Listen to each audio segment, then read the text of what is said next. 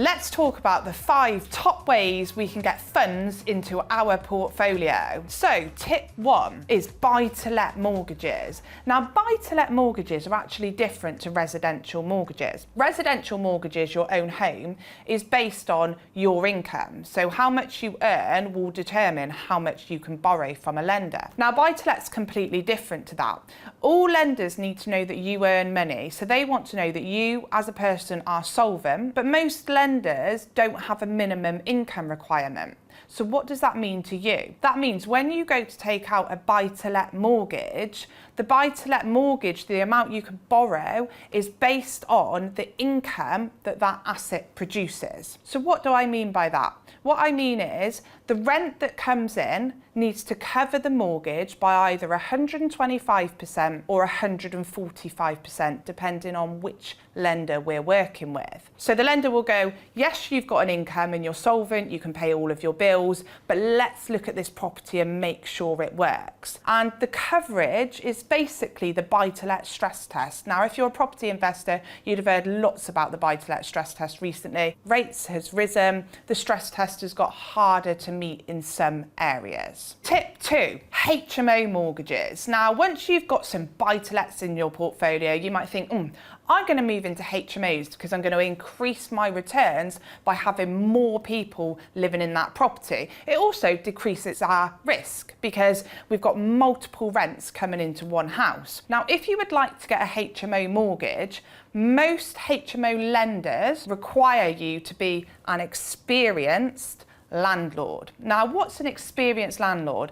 That is somebody that has had a buy-to-let for 1 year or more. That's how the lender determines that they want to lend to you on a HMO mortgage. Now, there are 2 lenders out there in the market that are happy to loan to you on your HMO, even if you're a first-time landlord. However, your HMO would need to be 6 bedrooms or less. If you have more than 6 bedrooms in your HMO, then there isn't any lending for you if you have no landlord experience. The reason we're not talking about lenders' specific names is because the lenders and their criteria changes. So normally there's 2 lenders in the market that will loan to you if you're not experienced, but you still want to buy a HMO for your first property purchase. But because the lenders change what they require, it's best for you to go and speak to a mortgage advisor or a lender at the relevant time when you're ready to purchase your first property. Tip 3, we're going to be talking about short-term lets. So if you're thinking about purchasing a property and you're going to let that property short-term, meaning you're probably going to put it on Airbnb or booking.com, or you're going to get direct bookings for yourself, you would need to meet all of the criteria, same as the buy-to-let. So are you meeting the stress test? How much experience have you got? Now, the thing about short-term lets is most lenders will just stress that property based on the buy-to-let figures. So they would ask the valuer, how much rent is this property going to get if we let it out on an AST? An AST being an assured short-term tenancy, which most tenants use. Now, I know you're thinking, but Emerald, you've just said short-term lets, so we're not using ASTs. Correct. But what lenders know is if you cannot make that property work as a short-term let, you're going to use that property as a buy-to-let. So they say, okay, no problem. We're going to stress this property as if it's a buy-to-let, but we're still going to loan to you knowing that you're going to do short-term lets. Now, there are a couple of lenders in the market that will actually look at the income that that holiday let or short-term let is producing. And we call this high, medium and low figures. Now, if you've had a holiday let or a short-term let running for 2 years, we can use your figures. So we'll look at your books, we'll take an average of what you're taking per year, and that is the number that we will use to do the stress test. Now, if you're buying a property and it's not been used as a holiday let before, you're not going to have that information to hand. So what you can do is go to a company like Sykes Holiday Cottages, and they will give you a prediction on headed paper. So it's got to be on headed paper for the lender to use it. And they will say, in low season, we think you're going to get 200 quid a week. In medium season, you're going to get 300 quid a week.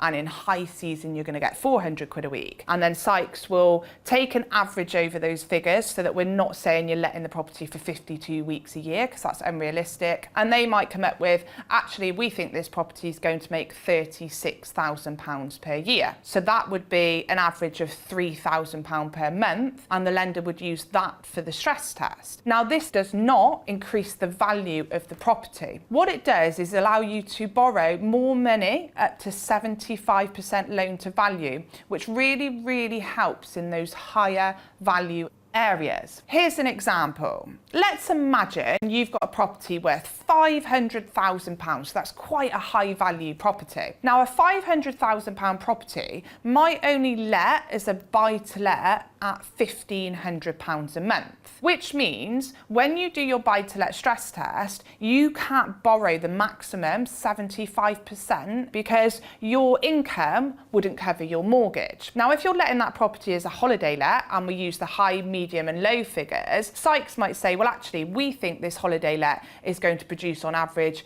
£3,000 per month, which means you would meet the buy to let stress test. So although you've not increased the value of that property, you have increased your loan amount, which means that you can get more money back out of the property to go and do more deals. Tip 4 and 5 are going to come together because these two properties can be quite similar. So you might want to go and get a semi-commercial mortgage that is on a semi-commercial building, so shop below and then residential upstairs, or a multi-unit freehold block mortgage, which means that in that block there might be 4 flats or more. Now, both of these mortgages are mainly lent to experienced investors. So if you're a brand new investor and you want to buy a semi-commercial building for your first purchase, you really will struggle to get lending. Ideally, the lenders would like you to have one buy-to-let for more than a year in the background for them to be able to loan to you so that you can purchase a semi-commercial property. Now, multi-unit freehold blocks, or just blocks of flats as we like to call them, you can get them as a first-time landlord, but you would need less than 6 flats in that block for you to get a mortgage. Now, I think semi-commercial buildings and blocks of flats are ideal investments because it cuts your risk. Because again, like HMOs, you've got multiple rents coming in for one property, and I think that makes a really great investment. SONIA swap rates might be a phrase that you've heard recently in the news.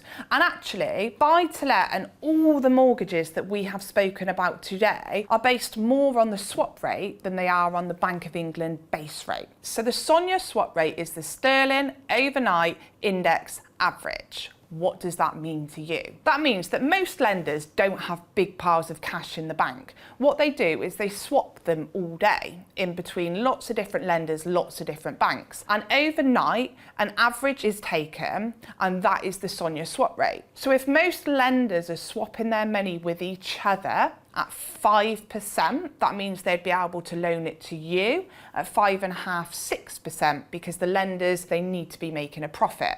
So if you're taking a 5-year fixed mortgage, that lender will be swapping the money with a different lender for 5 years, and they'll swap it at one rate, and then they add a little bit of money on top to make sure they're making a profit. Now, the Bank of England base rate can impact the swap rates, but when we're looking at mortgages, we want to know what the swap rates are doing to be able to figure out what our 2 and 5 year fixed rates are doing. Now, the Bank of England base rate actually affects the standard variable rate of lenders more. So the standard variable rate being, after you've gone off your 5-year fix, you're going to go on to what the lenders call an SVR, standard variable rate. And this rate moves with the Bank of England base rate. So if you're hearing people talking about their mortgages going up a lot recently, or if your mortgages has gone up a lot recently, it's because the Bank of England base rate keeps increasing, which means the standard variable lender rates keep increasing, which means your monthly payments keep increasing. Now, if you don't want that to happen, you would want to look at the fixed rate mortgages,